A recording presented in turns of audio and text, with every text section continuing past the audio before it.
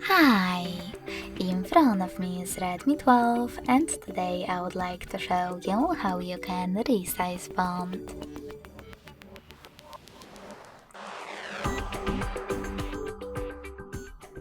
First of all, go into settings and scroll down to access display section.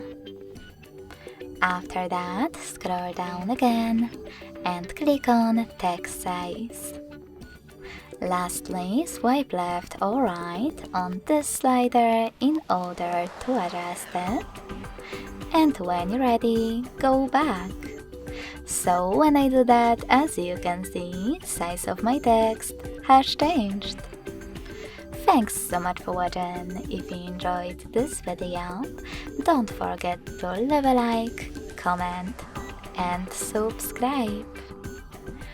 Bye!